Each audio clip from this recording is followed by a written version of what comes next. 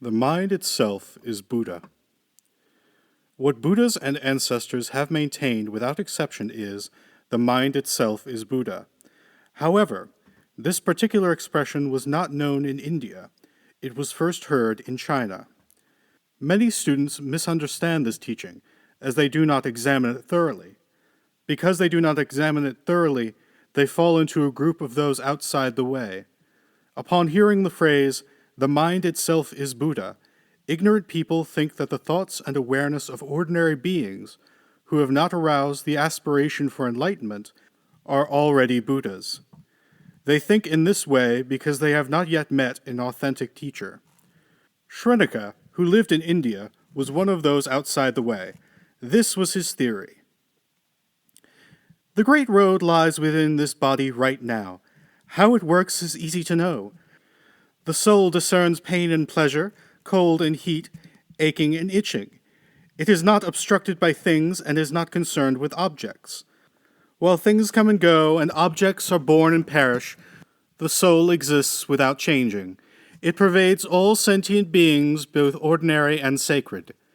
Although there are flowers and emptiness, which are false reality, as soon as an embracing wisdom appears even for a moment, things disappear and objects perish. The soul, the original nature, alone is clearly permanent. When the body is broken, the soul comes out of it unbroken. It is just like the owner of a house on fire who comes out of it safely. What is luminous is called the nature of an awkward or wise person, a Buddha.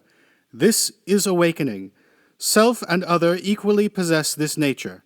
Both enlightenment and delusion are connected with it. Whatever things or objects may be, the soul is different from them and is unchanged for eons. The objects that exist right now are real only if the soul abides in them. As these objects arise from the soul, the original nature, they are true reality. But they are not permanent. They exist and then disappear. As the soul intuitively knows bright and dark, it is called a knowing spirit. It is also called the true self, the source of awakening, true nature, or true body.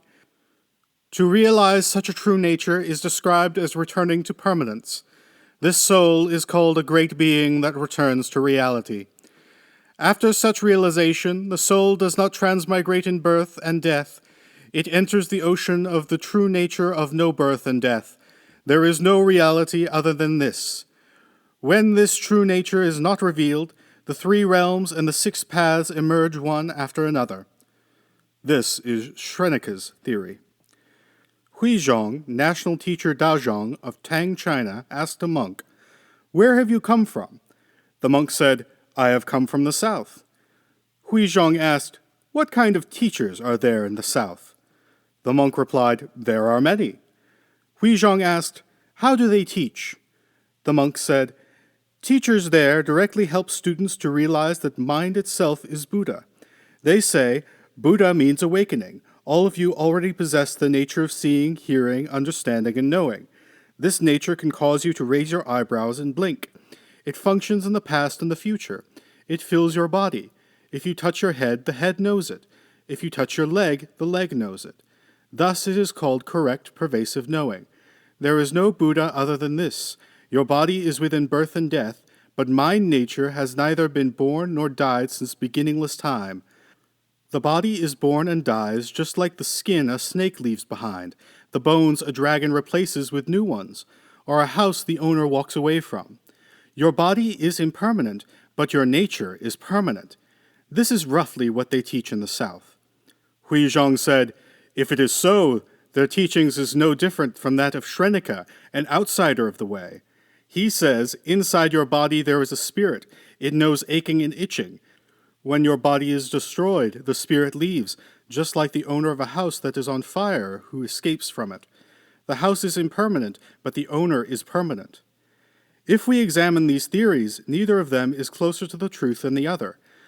When I traveled to various places, I heard many accounts of this kind of teaching. It has been particularly popular in recent times. They gather together 300 or 500 monks and tell them that this is the essential teaching of the South. By taking up the Platform Sutra, altering the text, mixing in coarse stories, and leaving out sacred teachings, they confuse later generations. How can we call their statements teachings? How painful it is that our school is in such decline. If seeing, hearing, understanding, and knowing were Buddha nature, Vimalakirti would not have said, Dharma is different from seeing, hearing, understanding, and knowing. To practice seeing, hearing, understanding, and knowing is only to practice seeing, hearing, understanding, and knowing. It is not seeking Dharma. Huizhong, a senior disciple of Huinong, old Buddha Kaozi, the sixth ancestor, was a great teacher of humans and devas. Clarify his essential teaching and make it a standard for study. The mind itself is Buddha, which has been maintained by Buddha ancestors, is not something those outside of the way or practitioners of the two lesser vehicles can even dream of. Only Buddha ancestors together with Buddha ancestors have been actualizing and penetrating the mind itself is Buddha. Thus it has been heard, practiced, and realized. Buddha's 100 grasses have been taken up. They have been made to disappear. However, this cannot be explained as the 16-foot golden body of the Buddha. This is the fundamental point, which does not wait for actualization. It does not avoid being decomposed. In itself, there are three realms. There is no walking away. Itself is not merely inseparable from mind. The mind is a wall. It is not stained by muddy water. It is not created. Study thoroughly, the mind itself is Buddha. The mind is Buddha itself. Buddha is itself the mind. The mind itself Buddha is. Buddha is the mind itself. By studying thoroughly in this way and taking up the mind itself is Buddha, you authentically transmit it to the mind itself is Buddha.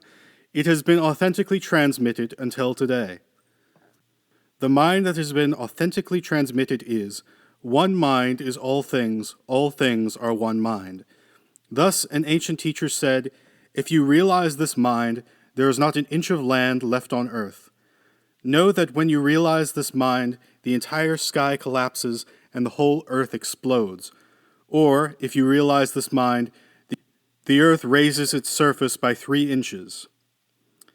Ancient masters Yangshan and Guishan said to each other, what is the wondrous clear mind? I say it is mountains, rivers, and the earth. It is the sun, the moon, and the stars. Thus we know that the mind is mountains, rivers, and the earth. The mind is the sun, the moon, and the stars. What is said here is not more, not less. Mountains, rivers, and earth mind are just mountains, rivers, and the earth. There are no extra waves or sprays in this mind. The sun, the moon, and stars mind is just the sun, the moon, and stars. There is no extra fog or mist. The coming and going of birth and death mind is just the coming and going of birth and death. There is no extra delusion or enlightenment. The walls, tiles, and pebbles mind is just the walls, tiles, and pebbles. There is no extra mud or water. 4 great elements and 5 skandhas mind are just 4 great elements and 5 skandhas. There is no extra horse or monkey. The chair and whisk mind is just the chair and whisk. There is no extra bamboo or wood. This being so, the mind itself is Buddha does not divide the mind itself is Buddha. Buddhas do not divide Buddhas. Thus, the mind itself is Buddha indicates Buddhas of aspiration, practice, enlightenment, and nirvana.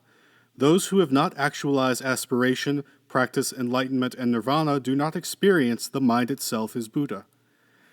Even if you arouse the aspiration for enlightenment and actualize practice realization for a moment, that is, the mind itself is Buddha.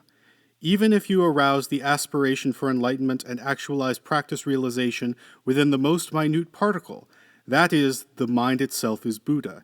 Even if you arouse the aspiration for enlightenment and actualize practice realization for innumerable kalpas, that is, the mind itself is Buddha. Even if you arouse the aspiration for enlightenment and actualize practice realization in a flash of thought, that is the mind itself is Buddha. Even if you arouse the aspiration for enlightenment and actualize practice realization within half a fist, that is the mind itself is Buddha. Those who say that practicing for an eon to become Buddha is not the mind itself is Buddha have not seen, known, and studied the mind itself is Buddha. They have not met an authentic teacher who expounds the mind itself is Buddha. The Buddhas spoken of here are none other than Shakyamuni Buddha. Shakyamuni Buddha is the mind itself is Buddha. When all Buddhas in the past, present, and future are Buddhas, they unfailingly become Shakyamuni Buddha. This is the mind itself is Buddha.